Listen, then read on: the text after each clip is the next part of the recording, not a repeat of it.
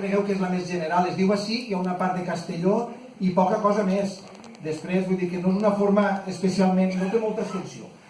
Bé, sabeu que tot partix que tradicionalment, abans d'arribar al nyespro que tenim ara, que és el del Japó, abans d'arribar al d'ara teníem una fruita així que era la nyespra. La nyespra pràcticament no queden, i quan va arribar el nou, el vam haver de batejar, vam dir, quin nom li posem? I com que s'assemblava una miqueta aquella, de gust no, però d'aspecte, jo miro les fulles, té un aire. Com que s'assemblava, van dir, això és una espècie de nyespra. Els polopins de fet li diuen nyespra, al nyespro. I per a distingir-ho, a l'antic li han hagut de dir nyespra de la coroneta. Han hagut de posar de la coroneta perquè s'entenga. Però bé, s'assembla, doncs li posem nyespra, però si li posem nyespra es confon, posem-ho masculí, nyespro. I això és el que han fet els callosins. Li diuen nyespro, però fixeu-vos la quantitat de noms que té.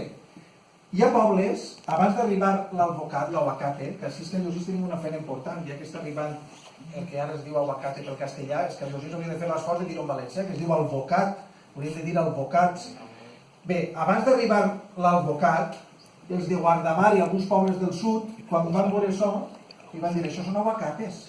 Com eren noms que sonaven, aquests noms que sent per la tele i no sé exactament què és, i en uns quants pobles al nyespro li diuen aguacate. De fet, el Baix Segur, a la part d'Oriola, també en castellà li diuen aguacate a nyespro. Bé, i variants, les diré per damunt perquè vos sonen, perquè vegeu la quantitat de noms que té el nyespro. Depèn de pobles, Anispor, Anispro, Anispro, Amvispro, Avísparo, Avíspro, Llisparo en ella, Llisparo, Llispero, Nespra, Nespro, Níspero, fins i tot en castellà, Níspro, que és la més general, que deu ser del castellà Níspero, Níspolo, Níspoló, Nísprol, Nyefro, Nyefro ho diuen els de Beniardà i l'Abdet. Els de Beniardà i l'Abdet diuen Nyefro. Si teniu ocasió de preguntar-ho, pregunteu. Nyesplo, Nyespla, el Nyespro nostre, Nyespro, Nysparo, Nyspero, Nysplo, Nyspol, infinitat de noms. Vísparo, Avísparo, Amvísparo, tots aquests noms són del Nyespro, imagineu-vos.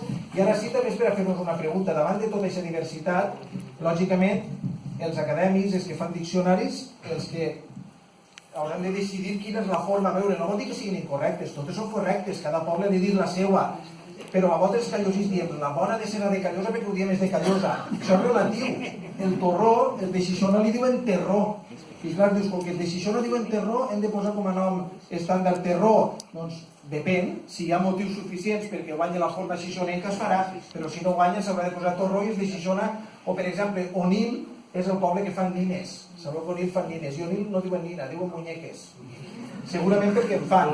I clar, perquè ells diguen muñeca no vol dir que s'hagi de posar muñeca. Per tant, que nosaltres diguem nyespro no vol dir que hagi de ser la forma. Tot i això, l'acadèmia accepta nespro. El nespro és la forma que els callosins es reconcilien en compte d'eny, una N, i a l'hora d'escriure o publicar llibres s'escriu nespro i queda fenomenal. Bé, ja heu vist la quantitat de noms que té, I per